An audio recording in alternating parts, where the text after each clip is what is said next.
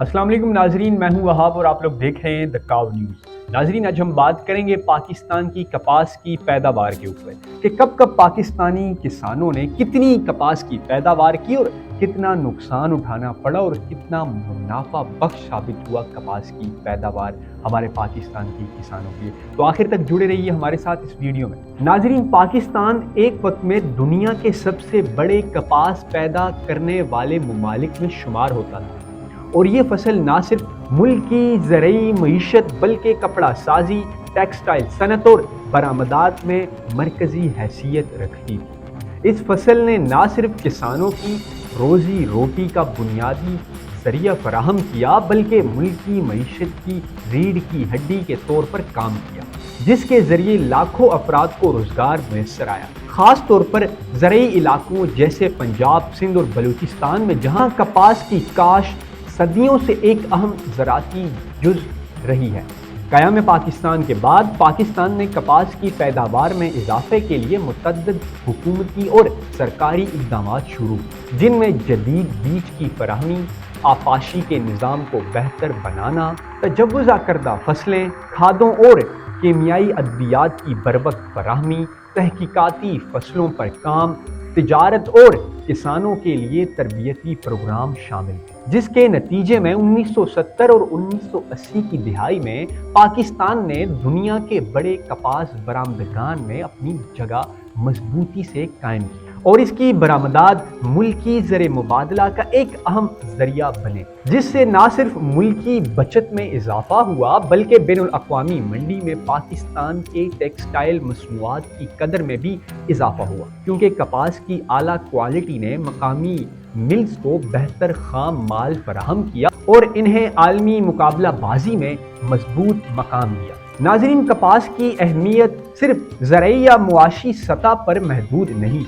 بلکہ یہ صنعتیں ترقی میں بھی کلیدی کردار ادا کرتی تھی، کیونکہ پاکستان کی ٹیکسٹائل صنعت جو کپڑے، دھاگے بناتی ہیں اور دیگر مصنوعات بھی تیار کرتی تھی، اپنے خام مال کی بڑی مقدار کپاس ہی سے حاصل کرتی تھی، جس نے نہ صرف برآمدات کو فروغ دیا بلکہ ملکی روزگار، خاص طور پر خواتین اور نوجوانوں کے لیے انڈسٹریل ملازمتوں کے مواقع بھی فراہم کیے۔ ناظرین، اس سارے نظام نے معاشی سرکل کو تو مضبوط کیا اور دیہاتی معیشت کو بھی بہتر بنایا، لیکن گزشتہ چند دہائیوں میں اس پورے کپاس کے ماڈل میں براہ راست تبدیلیاں اور کمی دیکھی گئی ہے، کیونکہ متعدد عوامل نے ان اہم شعبوں کو منفی طور پر متاثر کیا ہے۔ ناظرین، اگر آج پاکستان میں کپاس کی پیداوار میں مسلسل کمی کا رجحان جاری ہے، اس میں متعدد زرعی، موسمیاتی، معیشی، تکنیکی اور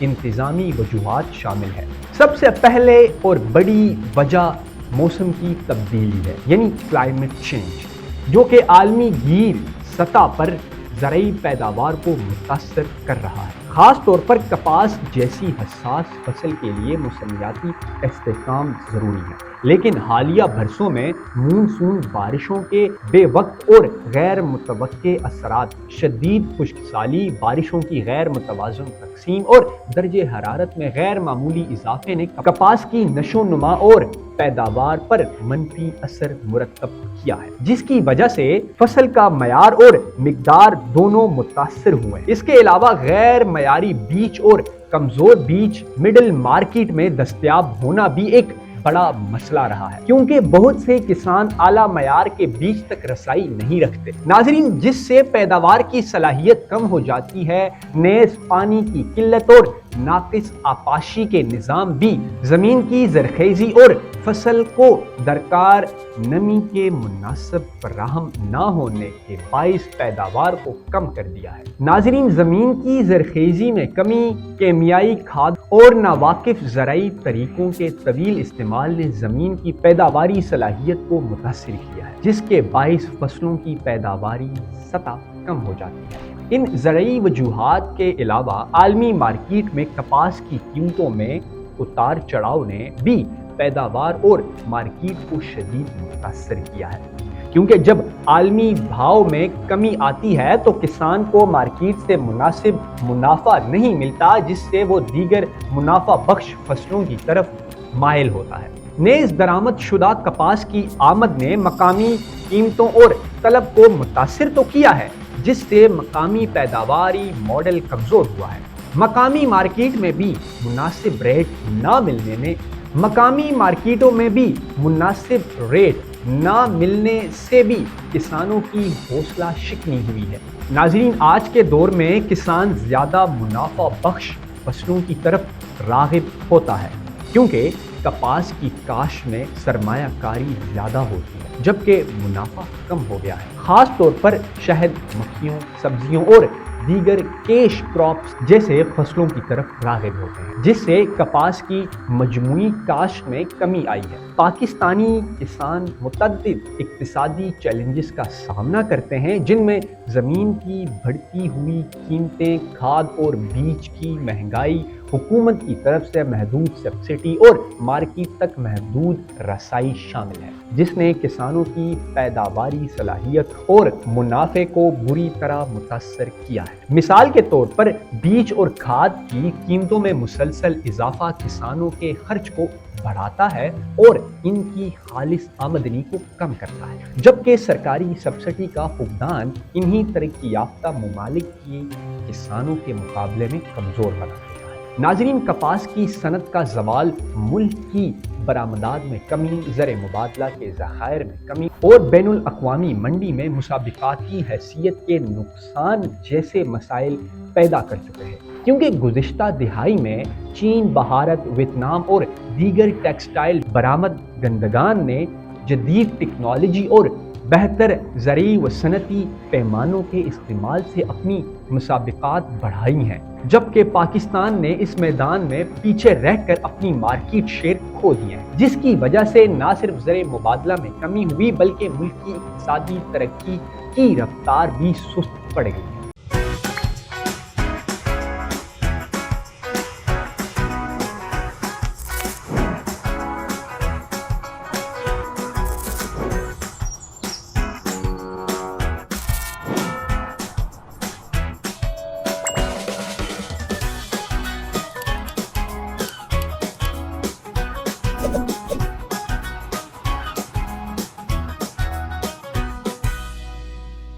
اسی کے ساتھ آب و ہوا کی تبدیلی کے اثرات جیسے مونسون کے غیر متوقع اثرات، شدید خشک سالی، بارش کی غیر متوقع صورتحال، موسمیاتی عدم توازن اور درجہ حرارت میں غیر معمولی اضافے نے فصل کے معیار اور مقدار پر منفی اثر ڈالا ہے، جبکہ کیڑے مکوڑوں کے حملے اور کپاس کی بیماریوں کے بڑھتے ہوئے کیسز نے کسانوں کو مزید نقصان پہنچایا ہے، جس کی وجہ سے زرعی پیداوار میں مسلسل کمی کا رجحان برقرار ہے۔ ناظرین، اس کے باوجود حکومت کی طرف سے میسر حکمت عملی، جدید ٹیکنالوجی، جدید بیجوں کی فراہمی اور کسانوں کی تربیت کے پروگرام شروع تو کیے گئے ہیں، تاہم یہ اقدامات ابھی تک محدود اور ناکافی ہیں، کیونکہ اس پروگرام پر مناسب عمل درآمد نہیں ہو رہا۔ وسائل کی فراہمی، پالیسیوں میں تسلسل اور بازار تک آسان رسائی جیسے بنیادی عناصر برقرار نہیں رکھے گئے، جس نے کپاس کی صنعتوں کو تباہی کے دہانے پر لا کھڑا کیا ہے۔ اس کے علاوہ مقامی مارکیٹ میں کپاس کے مناسب دام نہ ملنے، درمیانی بیج بیچنے والوں کی ذاتی ٹیکسٹائل یونٹوں میں خام مال کی عدم دستیابی اور بینکاری نظام کے پیچیدہ قرضوں نے پیداواری کے عمل کو مزید مشکل بنا دیا ہے، جس کے نتیجے میں بہت سے کسان اپنی زمینیں دیگر فصلوں کے لیے استعمال کرنے پر مجبور ہو گئے ہیں، اور نہ صرف پاکستان کی کپاس کی پیداوار کم آئی ہے بلکہ ملکی معیشت اور برآمدات پر بھی منفی اثرات مرتب ہوئے ہیں، جس کی وجہ سے زر مبادلہ کی کمی، ٹیکسٹائل صنعت کی کمزور کارکردگی اور روزگار کے مواقع بھی کم ہوئے ہیں۔ ناظرین، اب چونکہ یہ مسئلہ بہت بڑا ہے، اس لیے حل کے لیے ضروری ہے کہ حکومت، زرعی ماہرین اور متعلقہ ادارے مضبوط اور جامع اقدامات اپنائیں تاکہ کپاس کی پیداوار دوبارہ بڑھائی جا سکے۔ ان میں جدید بیجوں کی دستیابی، بہتر آبپاشی کے نظام، جدید زرعی تربیت اور کسانوں کے لیے مارکیٹ تک آسانی سے رسائی شامل ہے۔ نیز کیڑے مکوڑوں اور بیماریوں کے مؤثر انتظام کے لیے تحقیق اور جدید ادویات کا استعمال بھی لازم ہے تاکہ فصل کو نقصان سے بچایا جا سکے۔ نیز مناسب سبسڈی، قرضوں کی فراہمی اور حکومت کی طرف سے منڈیوں میں شفافیت بھی یقینی بنائی جائے تاکہ درمیانی بیج بیچنے والوں کی زیادتی کا سدباب کیا جا سکے۔ اگرچہ یہ چیلنج بڑا ہے، لیکن اگر حکومت، زرعی ماہرین اور کسان مل کر یہ حکمت عملی اپنائیں تو پاکستان دوبارہ دنیا کے بڑے کپاس پیدا کرنے والے ممالک میں شامل ہو سکتا ہے، اپنی ٹیکسٹائل صنعت اور ملکی معیشت کو مضبوط بنا سکتا ہے، جس سے کسانوں کی معاشی حالت بہتر ہوگی، برآمدات میں اضافہ ہوگا اور ملکی روزگار کے مواقع میں بھی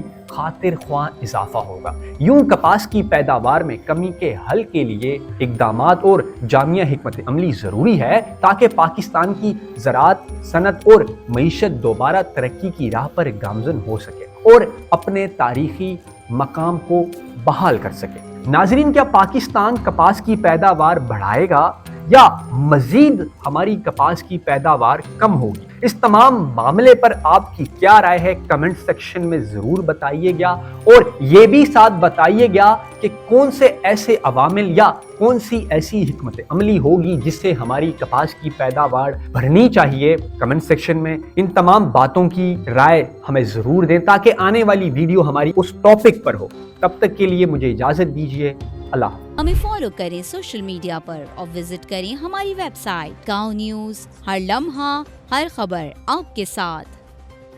دیکھتے رہیے گاؤں نیوز، نیوز دیٹ میٹرز۔